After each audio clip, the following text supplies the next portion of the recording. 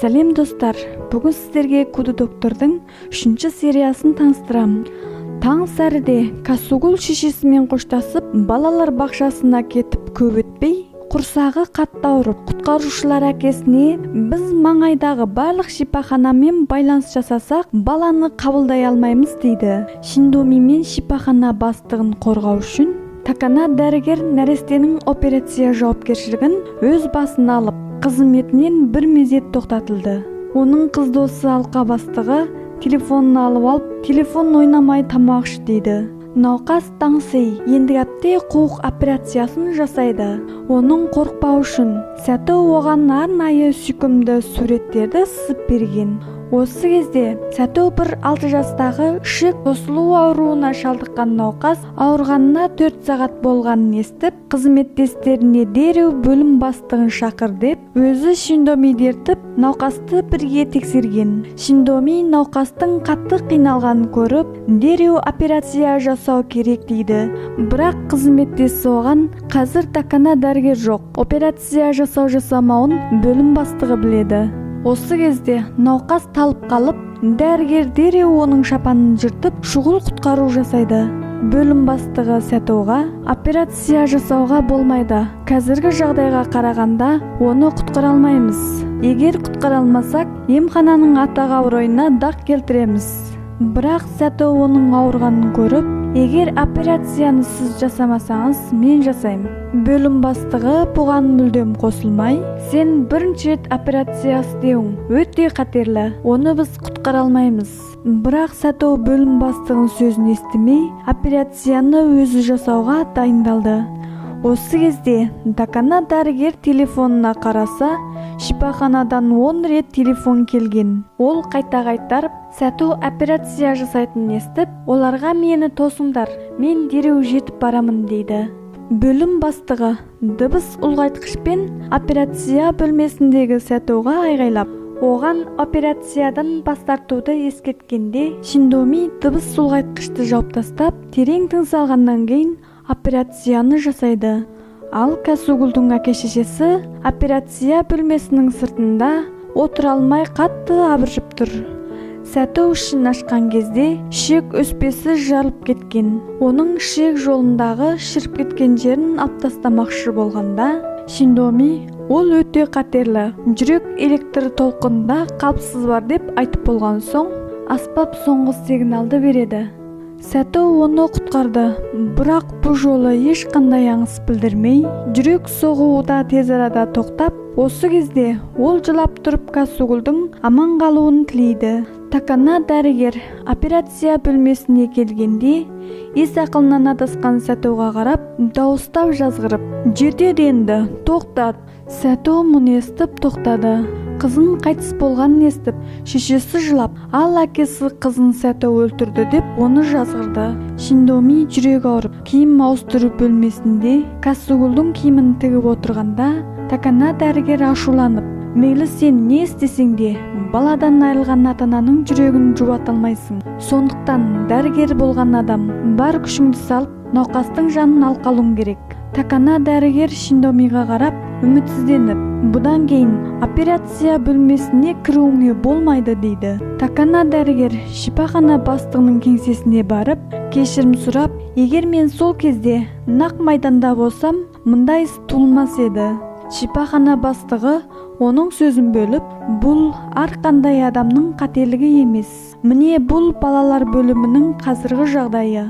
Шипахана бастығы мен алқа бастығы кеңесіп, Такананың жазасын күшінен қалтырып, әрі оған Сәтоға жетекшілік етуін айтады. Суретті көріп болған Таңсей өзіне операция жасауға талап етті.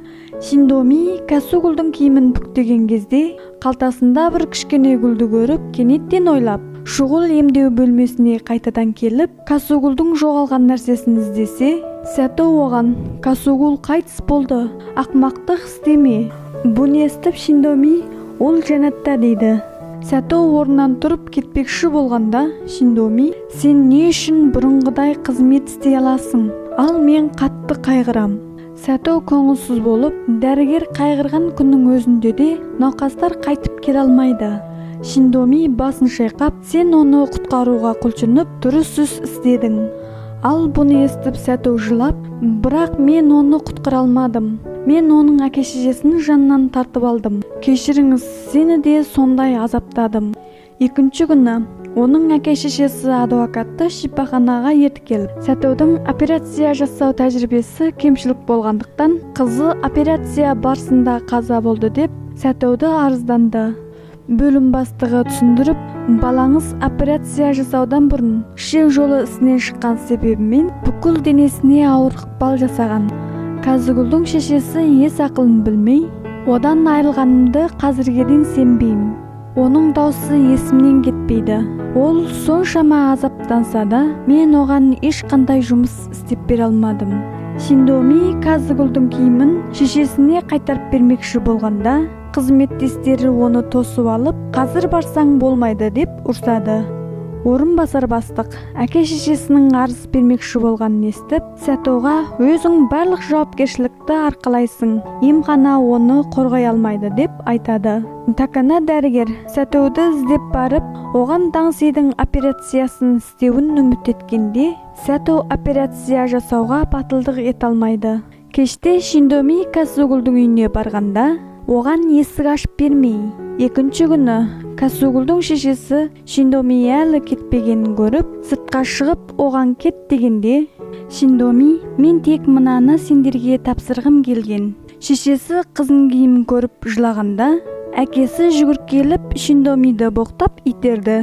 Көп өтпей, әкесі Сатоды іздеп келіп, қол қою картошкасын алып шығып, оған бұл Шиндоми дәрігер бізге әкеп берді. Әсілі оның байқауынша, қызын құтқарған кезде картошканы мықты қолына ұстап алған. Бұл Казыгүлдің өтеше қастелейтін нәрсесі екенін білді. Сосын ол шұғыл емдеу бөлмесіне қайта барып, қоқыр-қоқыс сандығынан жыртылған картошканы тауып, оны қайтадан жөндеген. Шиндоми былай деді: бұда Казыгүл мен шешесінің маңызды келісімі жазылған. Ол әдемі оң гүл жапсыруға құлшынған керемет бала. Бұл сөзді естіген шешесі тағы да көз жасы көл болды. Әкесі Сатоға, әйелім бұл картошканы көргенде қызы үйге қайтқандай сезінді. Шиндоми бізді шын жүрекпен жұбатқан. Сіздің де берген бодауыңыз бар. Іс жүзінде біз сізді жазғыруға болмайтындығын іштей білеміз. Сіз ең соңына дейін қызымызды құтқардың. Айтып болған соң, жылап тұрып Сато дәрігерге тазым етіп, рахметін айтты. Сато Такана дәрігерді іздеп, өзі Даңсидің операциясын жасайтынын айтқанда, Такана дәрігер оны әлдеқашан бас дәрігер етіп белгілегенін естіп, қатты әсерленді. Даңсидің операциясы өте сәтті болды.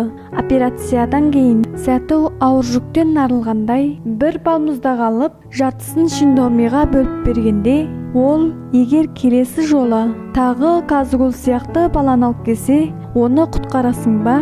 Сато я деп басын изеп жауап берген. Шиндоми күліп тұрып, өте жақсы, менде сен сияқты дәрігер болғым келеді. Барлық баланың есейіп ержеттігін үміт етем. Сато оның жүрегіне қолын қойғанын көріп, не істеп жатсың дегенде, ол күліп, мен жанаттағы ағаммен сөйлестім. Оған Казыгүлмен көбірек ойнауды айттым. Мен оларды мәңгі ұмыта алмаймын. Сосын екеуі көк аспанға қарап тұрады. Құрметті каналдағы қонақтар, сіздердің қолдауларыңыз бізге маңызды. Егерде жақсы пікір, жаңа идеяларыңыз болса, міндетті түрде астыға жазып қалдырыңыз. Лайк басып, каналыма жазылыңыз. Сонымен қатар қоңырауды басып, жаңа видеомды бірінші болып көре аласыз.